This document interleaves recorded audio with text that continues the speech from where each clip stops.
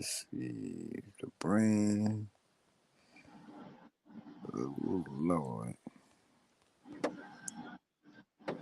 Welcome to All Boxing Broadcast. Let's go, let's go, let's go. ABB. What's up, boxing fans? Y'all with All Boxing Broadcast. We got Oko Poly Entertainment in here and Prince of Can, and we gonna talk a And little Brian. boxing tonight. The topic gonna be Francis Ngannou versus AJ Anthony Joshua. So yeah, we gonna talk about it. Let me see. We gonna talk about it. If you want to start it off, man, I'll ask you. Do you think this could be a Busta Douglas moment or what? I do. I mean, no belts on the line, no world championships or nothing, but I could see Francis possibly maybe us all underestimating him, kind of like Fury did, and him having a Buster Douglas moment because we all know AJ. AJ's not he's not quick to pull the trigger anymore. He's getting the knockouts in like the sixth or eighth round. That might be too long, too much time for Francis Ngannou to land a nice shot on him, you know. And if he's 100. hesitant, Francis is gonna capitalize on that.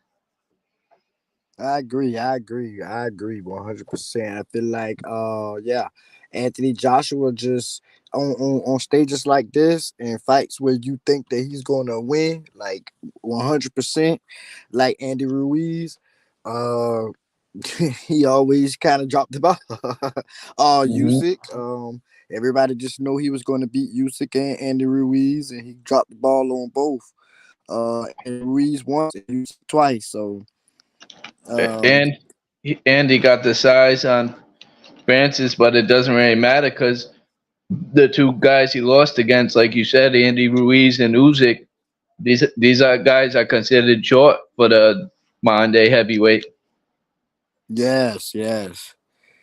Uh, Francis, what is reach and stuff? He shot. His height is he shot. I didn't notice. No. Francis is tall. He's 6'4", but AJ I think is 6'6". He got a little height on him. Oh, just a little 2 inches or so. Oh, Yeah, not nothing crazy. Nothing too okay. out of the ordinary. And I then the wonder what his reach. reach is too. I think Francis has a long reach. I'm Oh, not positive on that. gotcha. Where they I think it's put? like 83 or 84-inch reach. So nice. I forgot. I feel like this might be an exciting fight because you got two boxers that's trying to prove themselves. In one corner, you got Anthony Joshua. He can't lose no more because if he loses again, then everyone really gonna start not fucking with him. My bad for swearing, not messing with him. And then you got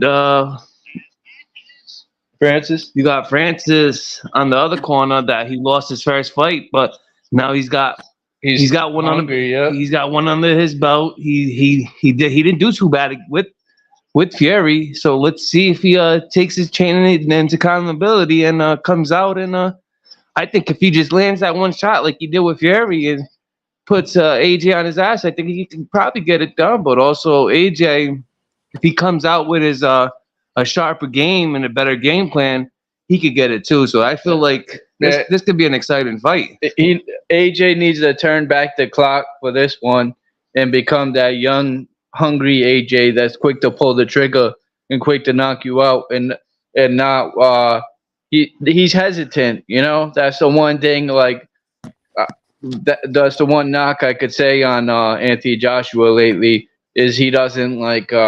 He seems like a little too hesitant nowadays. I agree. One. So, I got a question. What in terms of the winners of this right here? What does that put AJ at if he win, and then what does that put Francis at if he win? Call me crazy.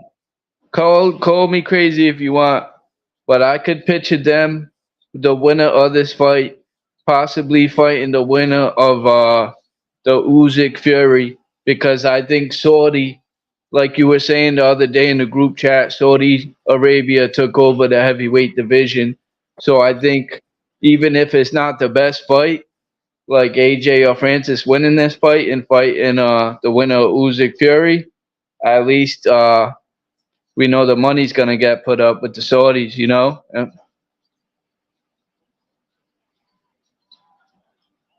Yeah.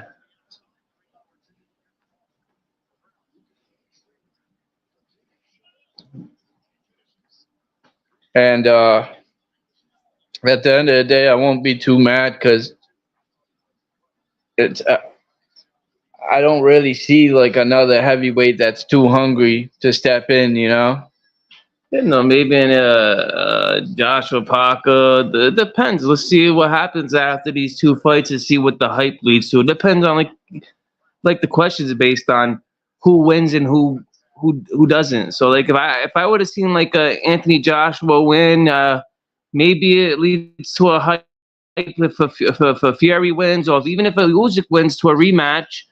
And then the other way around, it could lead to Francis getting his rematch with Fury. So I think either way it leads out to something happening after both these fights. The better guy fighting the better guy and the loser fighting the loser. Either outcome, we still get to see some good boxing. All right, all right.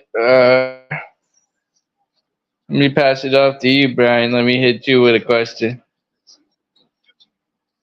Who do you think's gonna win between the Usyk and the Fury fight? Trying to throw the noose on my neck quick with this one, but this is hard to. This is really hard. I like. It depends. It depends. The way how I feel like Fury's on a little bit of a run. Been on a little bit of a run game these past years. Not trying to land the fight with Usyk and making a lot of excuses, but since the fight is done and it's gonna happen, and they put that little bet with the money and stuff, so I feel that I want to say Usyk wins. He's gonna have the better cardio, and he's just a beast when it comes to fighting. But don't doubt Fury. Fury's got one of those orthodox, like one of those styles that you just can't predict in which way he could come at you with. And I don't know. It's just gonna be a good fight. It's just something I can't. I would have to see to like the weeks following to the fight that I could get a better eye on the box and see who's better off, who's healthier, and who looks better for the fight. I gotta But go. right now, I would have to go probably Usyk. Yeah, I'm gonna have to agree with you. I'm sticking with Usyk. I think Uzyk's gonna stay mobile. Fury's gonna have a hard time landing on him. I really do. And if Fury does win, I think he's gonna rock Usyk with a body shot. Maybe even possibly stop Usyk with a body shot if he lands clean. Yeah, I agree. But it's gonna be a good fight. So now let's get back. Let me give you some of my poison now, Paul. What's a fight that you would like to see that you haven't seen yet, or something that A dream fight? a dream fight? Yes. So what do you think Canelo's gonna do? What do you think Canelo's gonna do? Let's do that. Let's get Canelo a little bit in this. You know what? I like that you mix it up and brought up Canelo. I think right now for Canelo personally, because I'm a big Canelo fan and big Canelo supporter, I think personally he's not worried about legacy anymore. He said, "Oh, my legacy's in the bag." He just signed with that Aztec TV, Yup. but I don't know the figure. I want to say like 150 billion. no, close to like 350 million, and he's already worth like I want to say 200 million. So by the time he retires, he's gonna be worth possibly over 500 million. So possibly he could possibly have a chance at becoming the richest boxer that ever lived. And on top of that, I think he could possibly pass Floyd Mayweather for most world champions being at 23 because he's at 19 right now. Yeah, I agree. So let's get back to this Francis and AJ. AJ fight. Uh, I feel like it's gonna be a good fight. I really do. What do you think? Fireworks. I think it's gonna be You gonna be a knockout? You yeah, thinking somebody's gonna get rocked. It's not gonna be a boring fight. Somebody's going down, Yeah, I agree too. even if it's a non-knockout. I feel like AJ might come out swinging and, like you said, pull a little bit of his younger career as rookie and try to catch Francis on a rookie mistake, maybe hit him with a good shot. But I don't know. For the way I seen that fight, I feel like Francis could take a shot. What do you think? Do you think Francis could take a shot? One thing about Francis Ngannou too, and Ngannou is he might smile, he might put on that nice guy act, but he don't let that smile fool you. That guy's a killer.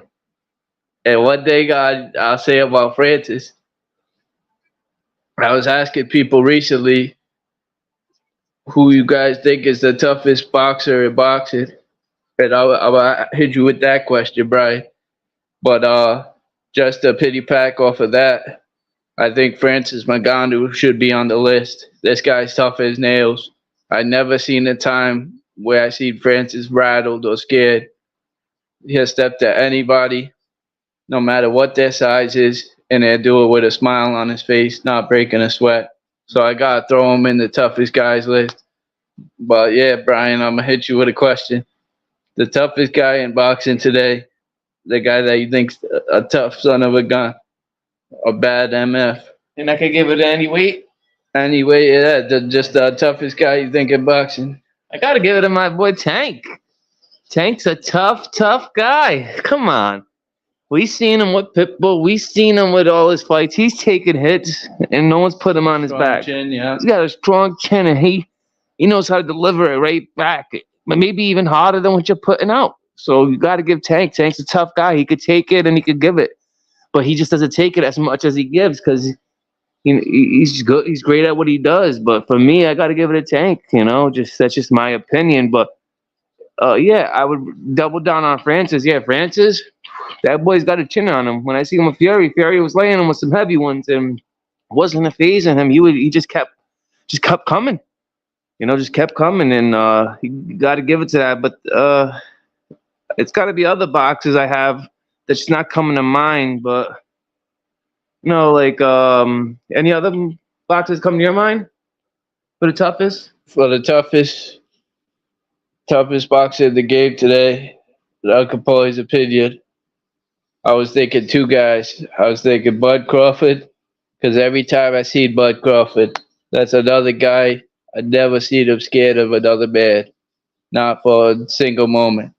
He always seems like he got that killer in him. He got that inner animal. Like he's just not. I never seen Bud Crawford scared in my life, so that's who I put for the toughest guy. I put him and Canelo, and Canelo's another guy. I seen him in there with guys that are a lot bigger than him. I seen him exchange words at the press conferences. Same thing with Crawford. I seen him in there with killers, and I never seen him rattled, never seen him scared. So for my toughest guys, in boxing, I'm gonna say it's between Canelo and Bud Crawford for me. Who'd you say, Tank? Yeah, Tank and uh I give it a. Oh my God, it's just a hard one. So many come to mind. Prince said his toughest guy in the game was Tyson Fury, and I gotta agree. Yeah. No matter how many times Fury went down, he always got up, and he got hit by some heavy hitters like Deontay Wilder. Yeah, that's why. And then I gotta get maybe I'll say Usyk. So it's like that's why. That's what trending up said. Usyk. That's why I gotta say Usyk Fury is gonna be a good one. It's gonna be a very good fight. I gotta get Aaron on here, and we gotta see who's Aaron's toughest fighter in the game. That's the one guy we didn't get yet. Yeah. All right, I got another question for you, Brian. Right? Your favorite fight in the last few years? of recent years. Your favorite fight, and explain why it was a fight that one of your favorites of the last few years, of recent times. I gotta say the Tank Garcia fight, just because I'm a very big Tank fan, and it just shut up the narrative of anyone that could even thought that Ryan could compete with Tank. It just showed it was leagues in this. None against Ryan. He fought him too early in his career. He should have waited before he stepped in the ring with greatness like that. Not trying to put any bad on Ryan. He's a great boxer, but that was one of a great fight I seen personally. And then I also like the Mayweather and what you call it, Mayweather and McGregor fight. It was just showing that A lot of action. and also that this is a whole other game than UFC boxing is like a whole other game. That was a classic. And it was a great fight. The hype and everything that led to the fight. I like that. I like The press conferences were timeless. With the yeah, McGregor and Floyd Mayweather. they were exciting. Yeah, they're timeless. And what do you got to say about this Haney and Garcia right now? What do you think is leading to it? Didn't you say something about a tweet that was put out there or something? So I don't know what to believe about the tweets. At the end of the day, Ryan Garcia is still a kid. You never know. He said his phone was hacked. We're not gonna feed into it too heavy. We're gonna wait till the fight gets closer, make sure everything goes well, and just hope the best for Ryan Garcia and for the actual fight. Hope that he's 100% and he's going in there with the right mindset. Look at this. Yeah, but all right, I'm gonna hit you with a fantasy fight. Any guys in the game that you could see fight at any weight division? You pick. You could pick. You're the promoter. You're calling the shots. You could pick any guys to fight each other. Who are you gonna set up? You want me to go first? I could go real quick. Yeah, you could go. I wanted to see Canelo maybe fight Bud, just because the hype of it, and you got a one side you have a champ that is undefeated, he's a great, and then the other side you got one of the greatest, and and I would just that's the all time fight. I wish they would happen. America versus Mexico. Yeah, something like that. But yeah, I would just love to. I feel like it would be a great fight, and I kind of want to see what Bud does. I wonder what he does. I want to see him fight. I agree because Canelo, even though they're the same height, he got the size advantage. Like his frame is a lot bigger than Bud's, so I think he's probably coming into fight night weighing like 190 pounds or something, 180 something pounds. Bud Crawford probably come in weighing a buck 60 something tops. So I know Canelo will have the size advantage and it probably have the strength advantage.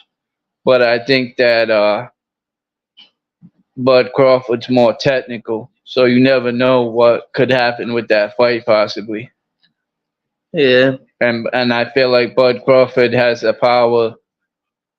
I don't know if it could translate to super middleweight, but I know he has power. So you never know. And he throws in combinations well. So you never know if he has a chance that he could upset Canelo. Because, yeah, I would favor Canelo because he's the undisputed champ at 168 super middleweight. But I can't count out Bud Crawford because he's an animal, for one. And for two, anybody could have a Busta Douglas moment, like Tomato Can Princess. yep.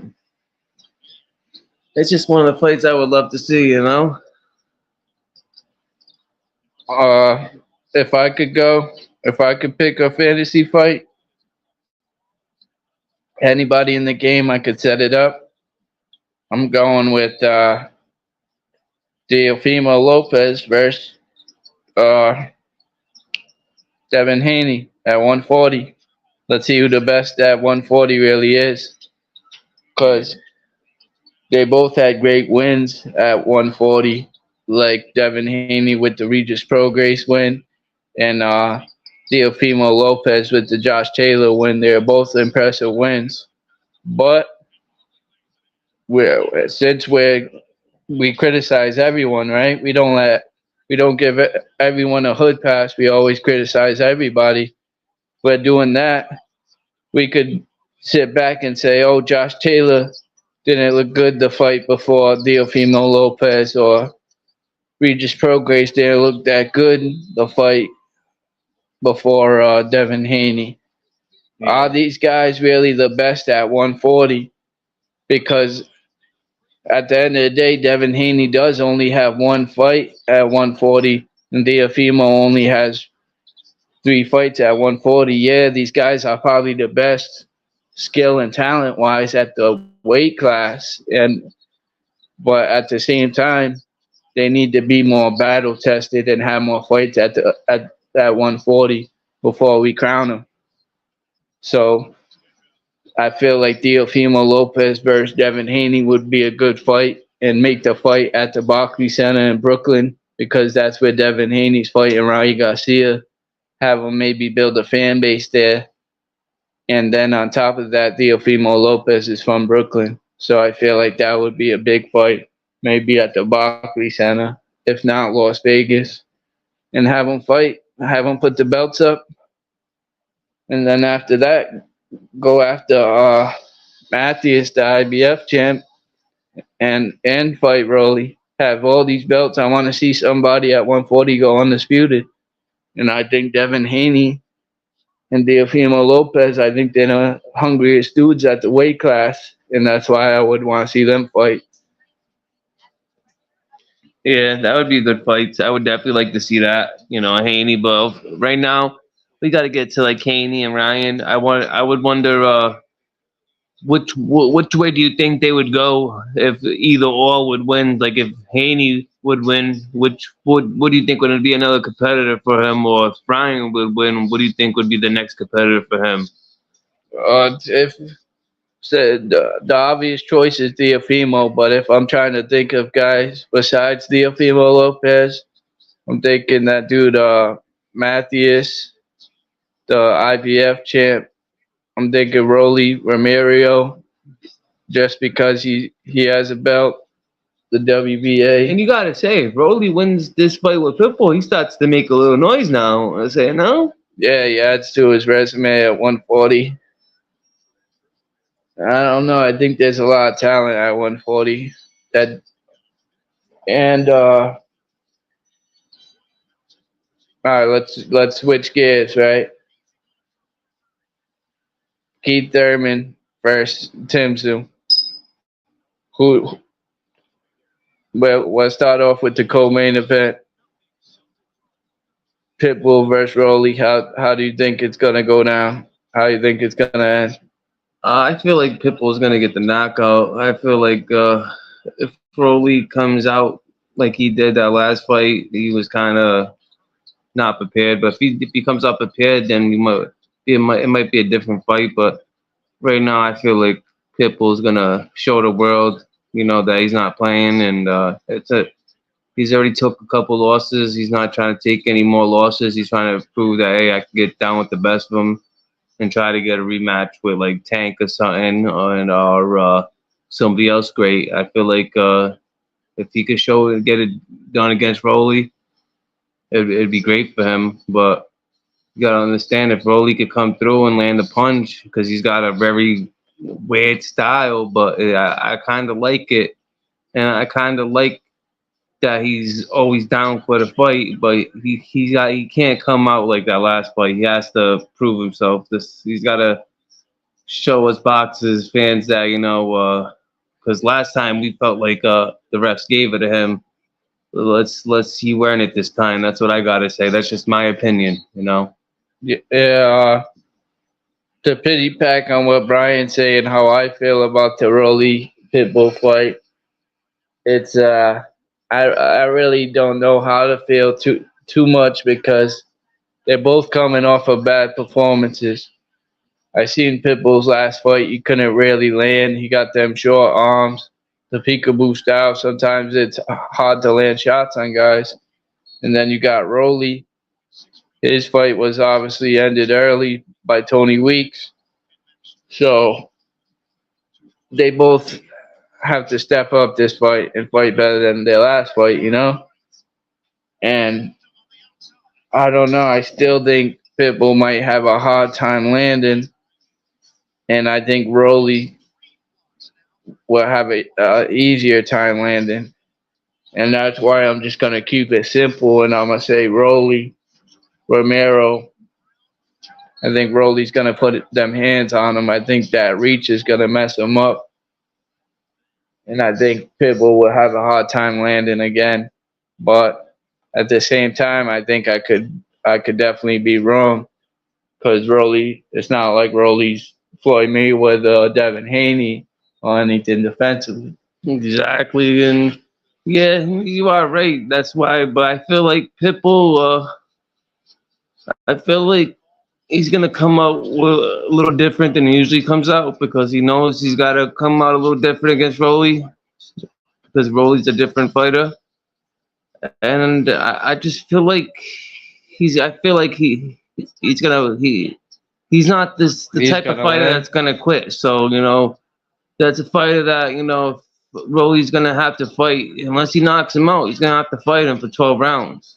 So it's not easy. It's not gonna be easy for him. So, but it could go either way. It's one of those fights that it's gonna be exciting. It's gonna be fireworks, explosions in the sky. That's just I feel it, and that's gonna be a nice fight. And that's just a co-main too. We still got. Yeah, speaking on it, we might as well talk about it. The main event. How do you see the main event going? Keith Thurman versus Tim Tszyu. I could get my take quick if you want me to go first. Yeah. All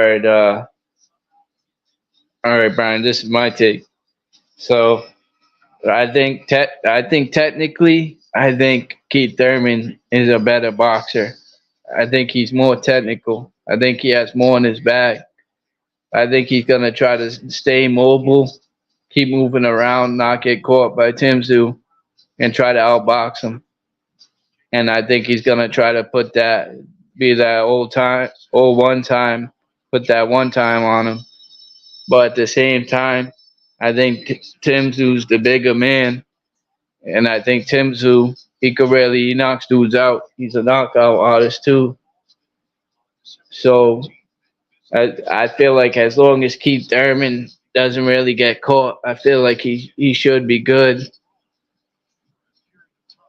Everybody says that you could hurt him with a body shot, but at the end of the day, he's never got knocked out, regardless and he's never quit from a body shot. So at the end of the day, I want to lean towards Thurman, even though I do know I'm going against the grain, and Tim Tszyu should be the favorite to win that fight.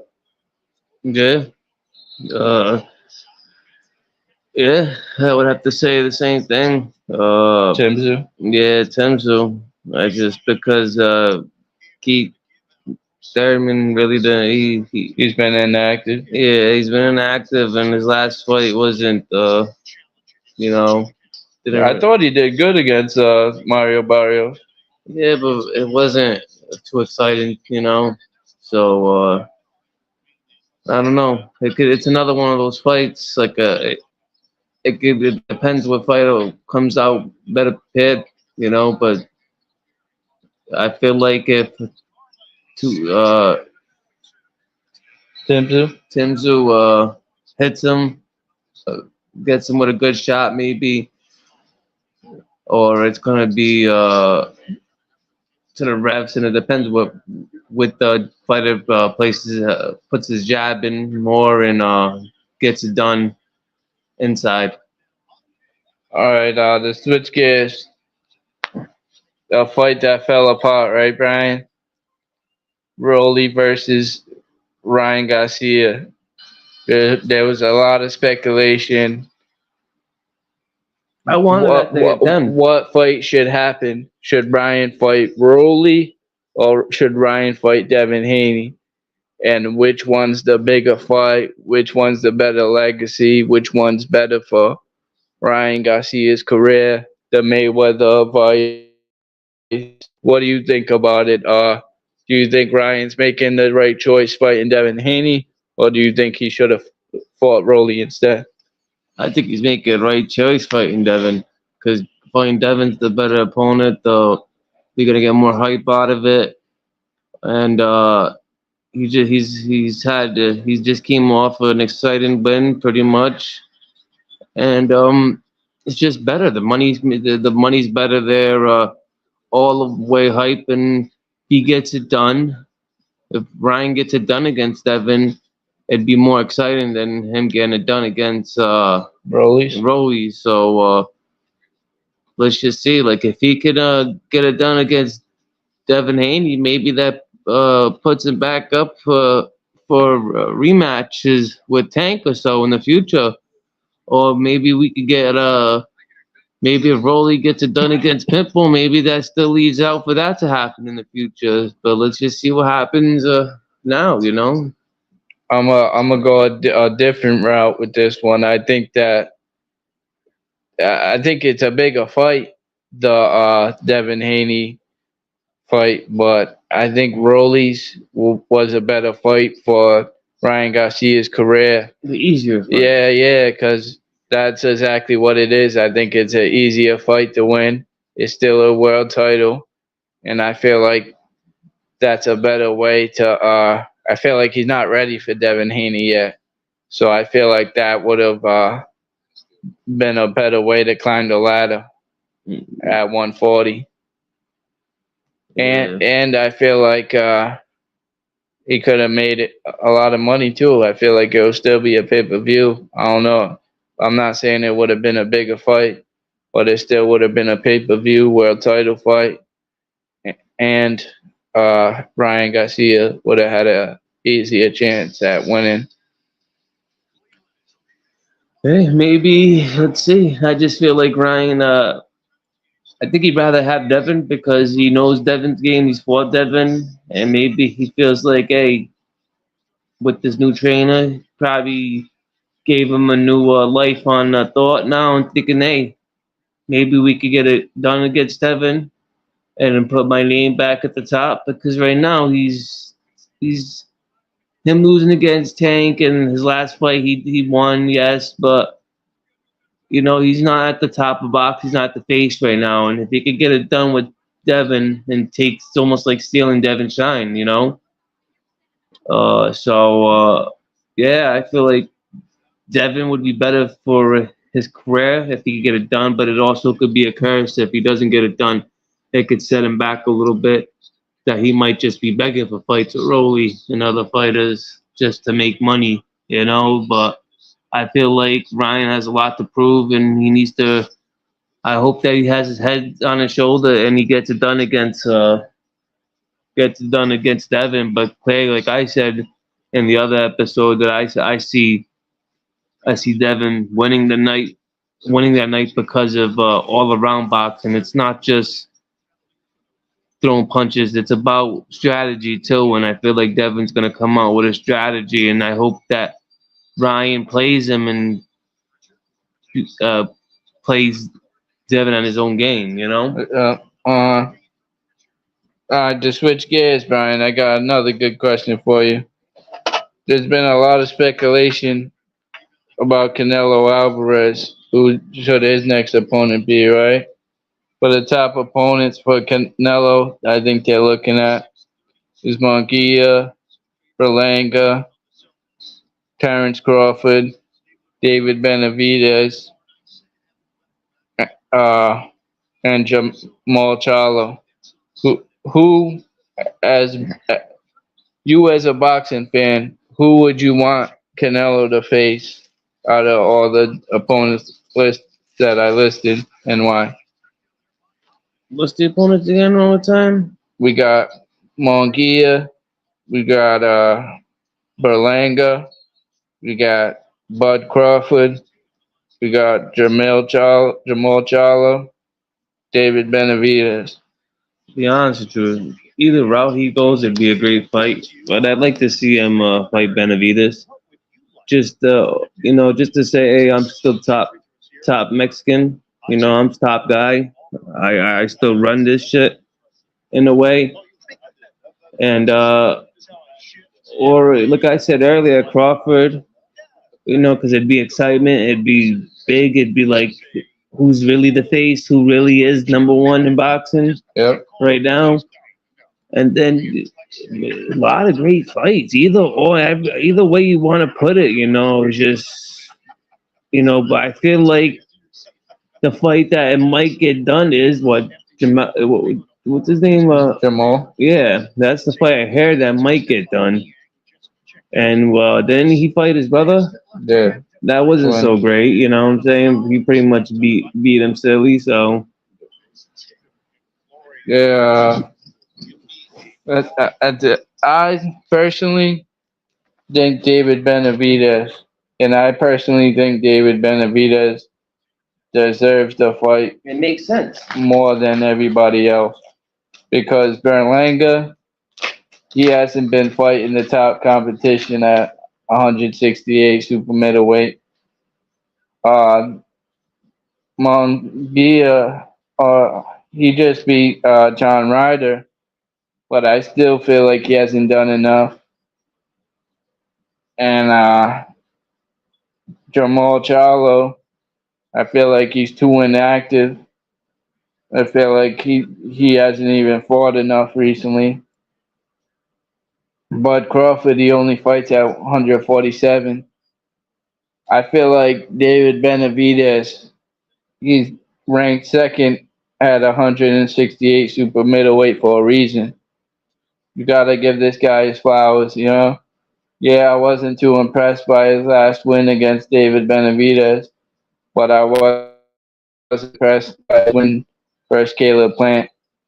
I know he didn't get the knockout, but if you watch the fight, Caleb Plant kind of was fighting to survive towards the end. And if he really went out there and brawled, I think David Benavidez would have knocked him out too. But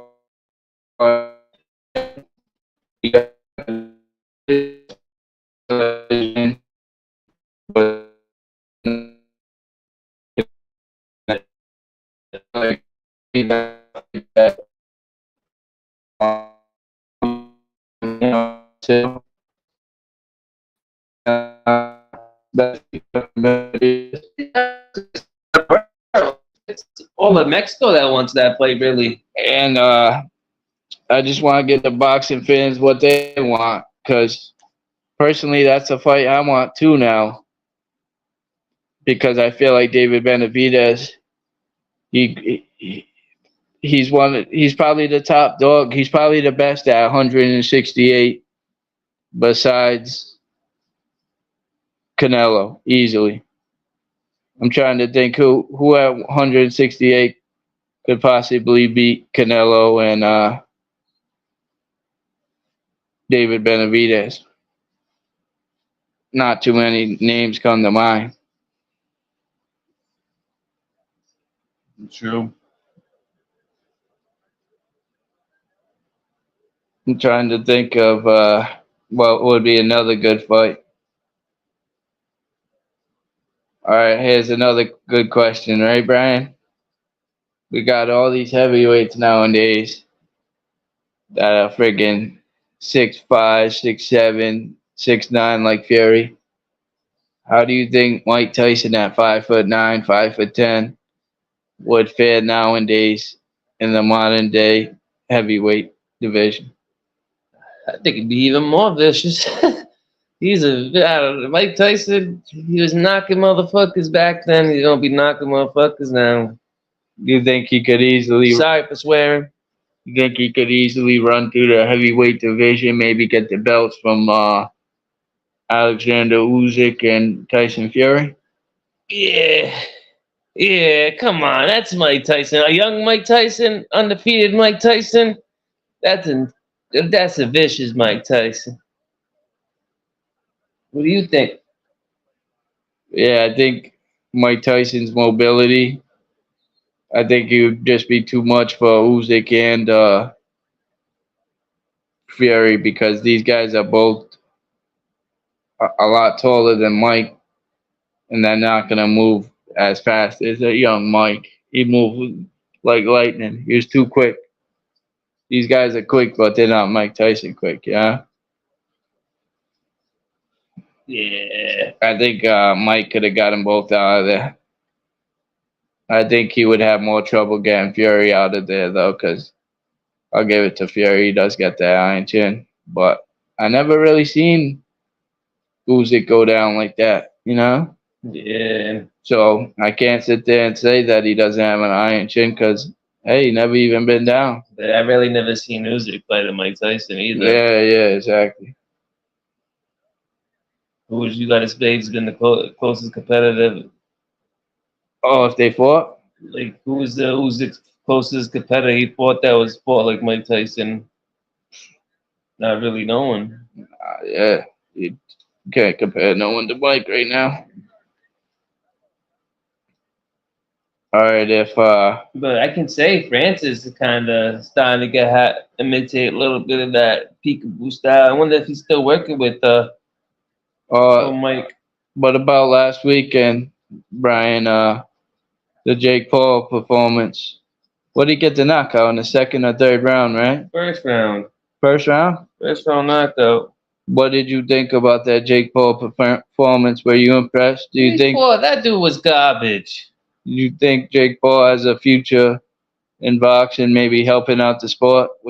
Yeah, he's making the sport better, but he needs to fight someone that at least can throw a punch. This guy was out of shape. He looked like he didn't even come prepared to fight Mike Tyson.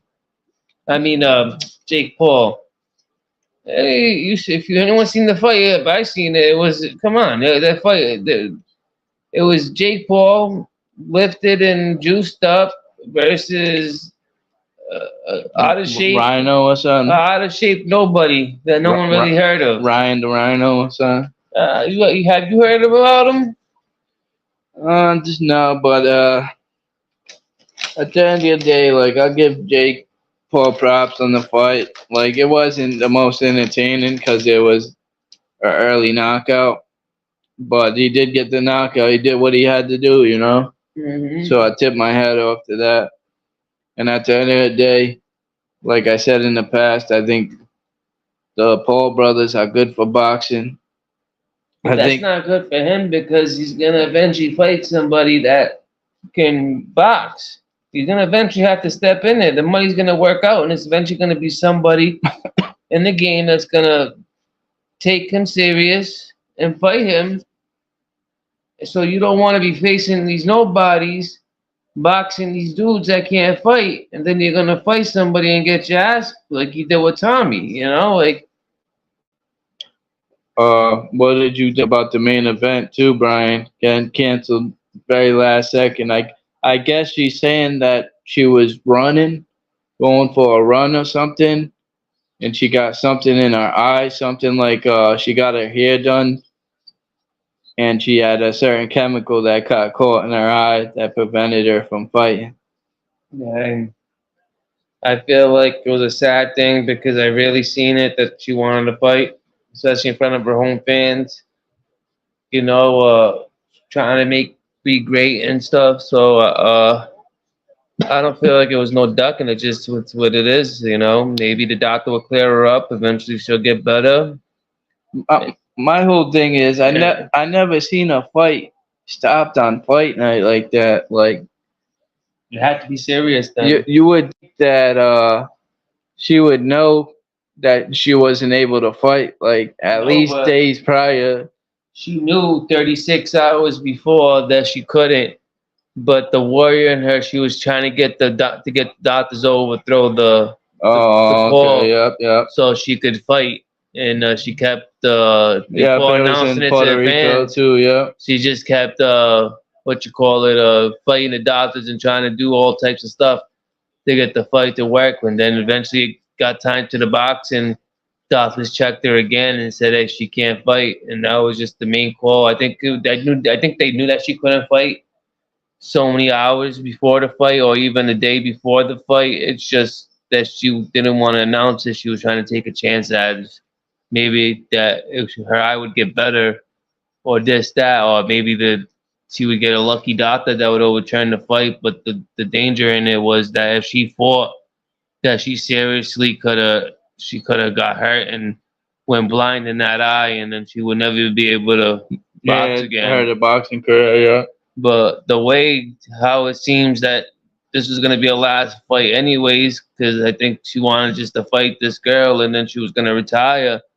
I think they should have just let her box. I know that's danger, but she said she's gonna She could retire. possibly go blind if she gets hit the wrong way, though. Yeah, but in a way, it's still like gonna be a last fight if she, All right, at the end of the day, you got to be 100% in these fights, and that's Yes. that's the Yes. thing people don't get though. Like these guys aren't always 100%.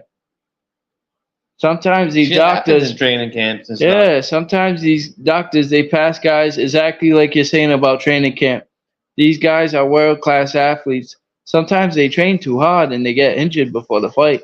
Or they go into a sparring and they fight some Yeah, youngster that wants to training make a camp, yeah. name, and he says, "Hey, today's the name. I'm gonna hurt this mother trucker." And then next thing you know, they're injured, and it's what, a week before the fight, a few days before the fight. They're not calling it off. With all money guaranteed, you know what I'm saying? They're making so that much couple money. milli already sitting in their bank account. So much is invested. They already got the arena set up. Yeah, dude, a lot of these guys are still gonna fight even though they're not 100%.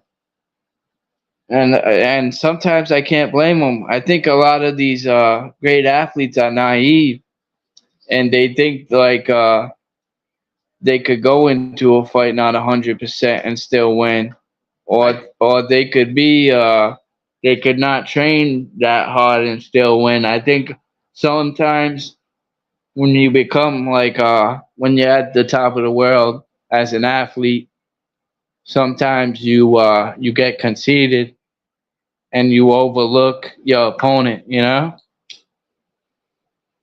Yeah, I agree. I feel like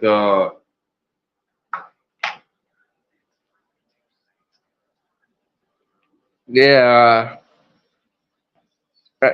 as far as like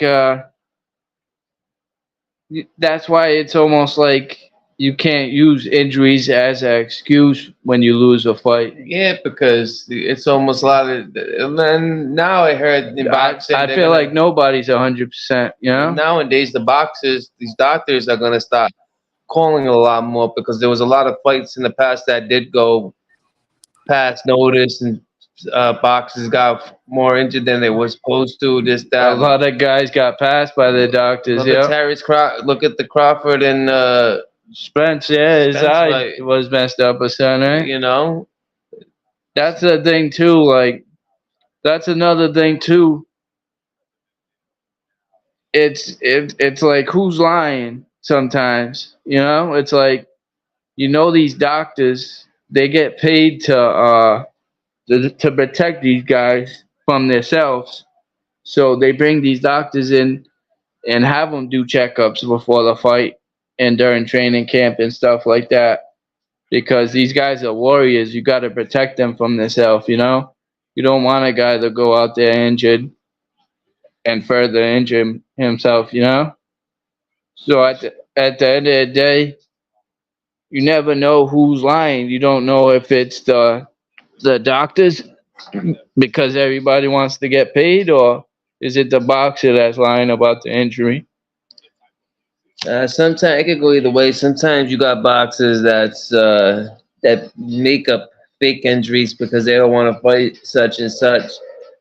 And then you got some boxers that, yeah, they do have an injury and they want to fight, but they won't get allowed to, you know. So at the end of the day, if you're not 100%, I don't believe you should be hopping in the ring. Like for instance, Ryan Garcia, I think what he say he did to his rib, Brian? Yeah, didn't he like hurt it in practice or something? Sparring or Sparring, something before yeah. the take fight. Like, I don't know if they said his rib was broken before the fight or what was wrong with his rib. But if his rib wasn't 100%, he should have got checked by a doctor. And the doctor should have said, "Hey, God forbid we gotta push this fight back a month. I know there's a lot of money on the line, but you shouldn't be fighting if you're not 100% and you have an issue with your rib." You know what I mean, Brian? Yeah. Because that's putting you already got the dehydration clause, so you're already at a default. Then you want to go in there with a hurt rib on top of the dehydration clause. It's almost like you're just walking in there to lose. You know what I mean, Brian? Yeah, pretty much, especially if you knew he was injured. It's almost like I was saying, what did he didn't care if you want to lose, he just wanted to get the money. The check, Like yeah. he knew that if he didn't do good in the fight, he had a way out. Just let Tank hit him in his hit him in his rib, and that's it. That's the thing too. Like, I'm a, I consider myself a Ryan Garcia fan. I wasn't too big on him, but he grew on me. I like Ryan Garcia. I think he has a lot of potential, a lot of ambition. But and I know he wanted to win. I don't think me and Brian are questioning if he wanted to win or not. It's almost like I think he didn't want to fight, and Oscar was like, "No, we have too much money in this," and they'll let him. Oscar and Thing didn't let him pull out.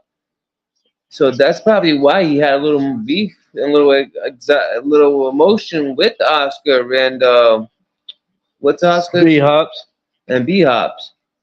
That's as you notice, like towards the end of the fight, before they started almost getting to the fight, there was a little animosity on both sides. So is maybe could that have played out? Maybe they knew that he was injured and said, "Hey, nope, we already have guaranteed money. This is a big fight. We don't care what happens." Or it's so many things that we don't know, and so many narratives that's out there that people put, and it's like it's certain things true and certain things ain't. It's So almost it almost comes back to the point where you start to think to yourself, if too much money is on the line, does it really matter about a boxer's health? yeah. When too much money is on the line, some sometimes you're not gonna get that fight that's worth the money, because sometimes these guys are gonna go into these fights injured because they want to get paid. Yeah, yeah, I agree. You're a week away from fighting. Most of the time, you're gonna say, "Screw it, I'm good enough. I got one hand. I could use this one hand. I could still land a knockout." You know? And I think Brian knew if he backed up, he didn't want to hear the hype of him quitting, but it's almost why lead your fans up to that? If you knew you were injured, you shouldn't have fought. That's Gave it a month, you know what I'm saying? Came back healthier and it would have been a better fight for the fans' sake. But that's the problem nowadays too with boxing, is too much with the social media stuff. These guys are too worried about what people have to say about them on social media in the comments or whatever, what they should be doing. and how they should live their life, and constantly criticize everything a boxer does. Like, at the end of the day, these guys aren't robots. They're human like me and you. And at the end of the day, everybody's makes mistakes. Nobody's perfect, you know. So who are we to criticize if Ryan Garcia makes a tweet or something? At the end of the day, you don't really know what's going on with him. And he said his phone was hacked, you know. Yeah, But when there's too much money on the line, you never know what's gonna go down. it's true. Another thing with boxing too, I feel like I like how the fights are judged, but I don't know. I feel like they should be you should be able to overturn a judge's decision. Like if something's a clear robbery, they should have like a boxing court where you could just overturn it in a day and go to court and have your evidence. Well, maybe that's doing too much. Maybe I'll go crazy with that one. Make some fights. You kind of wish it was. You could appeal a loss, but I'm saying like maybe there should be a public court because we all know that just because the judges said somebody want to fight, that doesn't mean they want to fight. Real boxing fans know that. There's been a lot of times judges is we Sometimes we question them, yeah. we scratch your head a little bit. But at the same time, it's probably hard to be a boxing judge, you know? And you gotta think these guys are human too, and they're not robots either. And they make mistakes just like me and you too. Hey, sometimes I probably judged a boxing match wrong. You know what I mean? Yeah. I've been times when I've been like, hey, I thought this boxer should have won, and then I rewatch the fight, count the Yeah. rounds, and I'd be like, oh shit, Exactly. he really didn't win, you know? Or homeboy did win, you know? So You rewatch a fight and you're like, oh, I thought this guy won the second time. Or the third time you watch a fight, exactly. So at the same time, like it's never perfect. There's so much politics in boxing, you know? And at the end of the day, that's why I kind of respect Oscar De La Hoya and Eddie Hearn coming together and joining their rosters, because that's what you need to do nowadays with this promoting. Need to put aside the beefs, and let's see these big fights happen. You know, let's have all these promoters become cool with each other. You know, they're the ones holding the stuff back behind the scenes. because they feel like someone else deserves more money or more this or that. When we just agree, if both boxes have the same kind of hype, we agree on the same type of money that works out for everybody. Just get these fights going. That's the most important, you know. And I feel like there is some promoters that's leading the way and trying to make it happen. Then you got some promoters that feel like, hey, I'm not doing this unless I get this type of style. When they should be even grateful they're making something, you know. I feel like sometimes with promoters, I feel like some of these guys don't have the best friendships with some of the boxes they're promoting, and that leads to like bad fights, bad energy, and that leads to setting boxes under the table. yeah, they feel like they're getting sacrificed in a big fight because they're like, oh, my promoter's not even my friend, and they'll be like, oh, I'm getting old or something, right? And they're close to retirement, and then they put them in there with the guy that's ranked number one or ranked number two or number three. That's a dangerous guy that he didn't earn his fight with, right? And you almost feel like did they sacrifice me for the money and make me a stepping stone for this guy to make him the next superstar, you know? And another problem with promoters, people feel like sometimes these promoters they protect guys, you know, and at the same time, certain guys you can't tell who to fight, you know? Like you can't go and tell Canelo who to fight, you know? No, you can't. He's gonna fight whoever he wants at the end of the day, whether he fights for PBC, Eddie Hearn, whoever. Canelo's. When you get to a Canelo Floyd Mayweather level, you start to call the shots.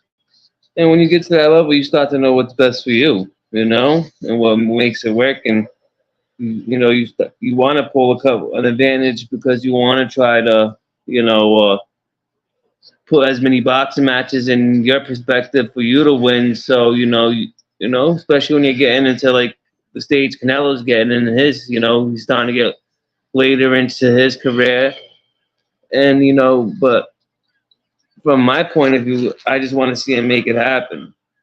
The one thing I'll say too about promoters, because I said the negative part about it, the positive thing I'll say is like a guy like Eddie Hearn or Bob Arum or Al Heyman.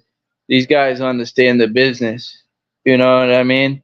They understand what styles make fights, and they know what styles make what fights, and they know what stadium to put it at, or how to sell the fight.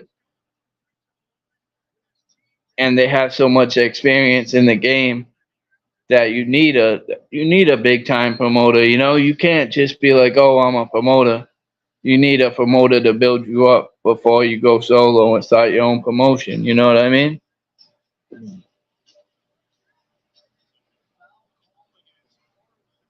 And another thing I'll say about promoters is they got the connections. You know what I mean? Like you can't expect to have connections like a promoter where they got the guys with the stadiums. They know they got all the numbers of the boxers. They got a roster you could face. Yeah,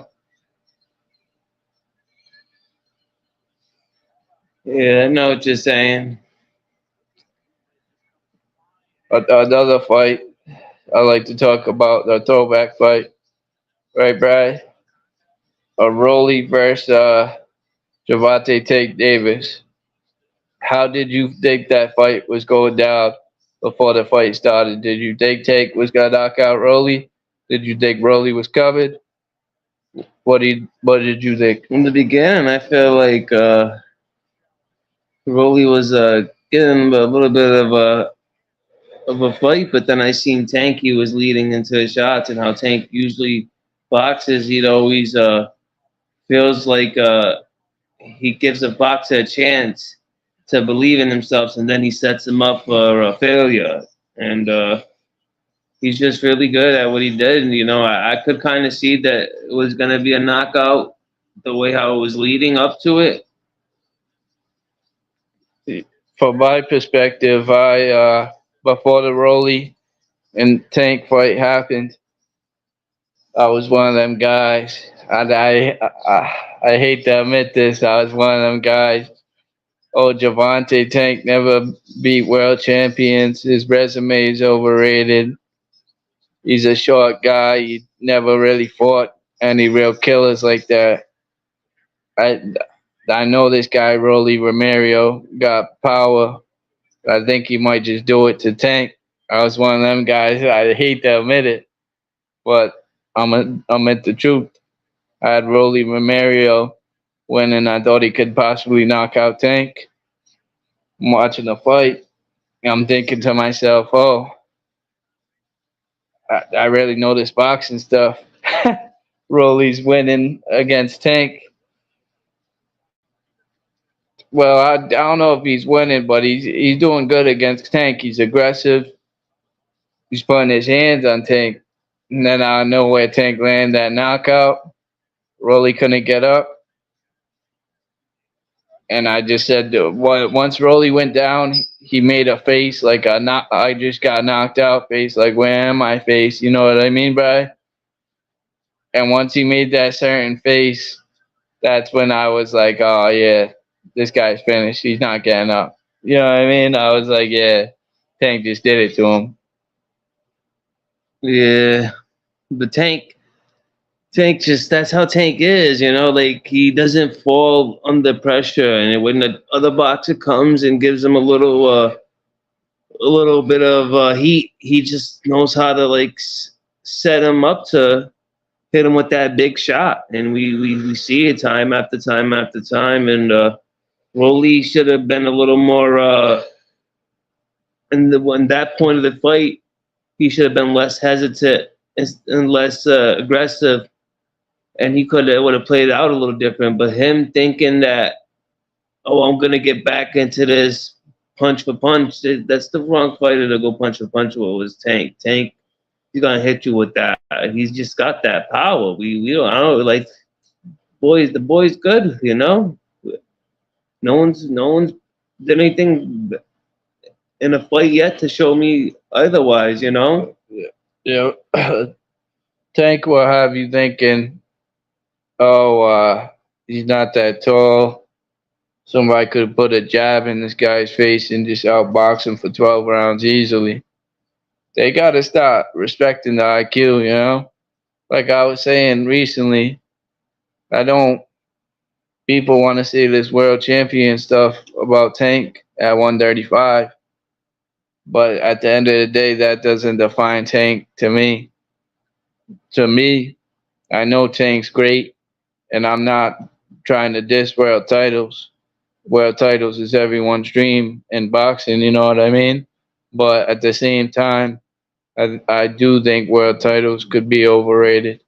I do think guys could get handed belts. And that's the thing I don't like about boxing. I feel like that email stuff is bogus. Like, Yeah, you could get an email belt. The judges could give you a lucky decision. A ref could stop it earlier than he should. There's a lot of stuff that could lead to being a world champion. And like Bernard Hopkins was saying, them world champion belts don't fit right for certain guys. The belt doesn't fit right, and I totally understand what he's saying. The world title belts, they don't fit right on every guy. Not every guy has the talent to be a world champion. yeah, that's true. Because you gotta think, yo, 1 out of 4 of the best belts at a division. That means you're at least one of the top 4 guys in that division. You know, Yeah. and everybody knows that's not always the case. So once we were on the topic of Tank, what do you think about Tank? Is he gonna? Is it a go Frank ahead? Martin, Is it a go ahead? Is it signed? I don't know if it's signed, but I know it's a go ahead. They agreed. And that's another thing I want to say about Tank. I'm proud of Tank because at the end of the day he's fighting for a world title now. So all that world title talk could be put to rest, you know. Even though I don't think that defines him as a boxer personally, but that could put some of the criticism to rest, you know. Yeah. Especially, he's gonna.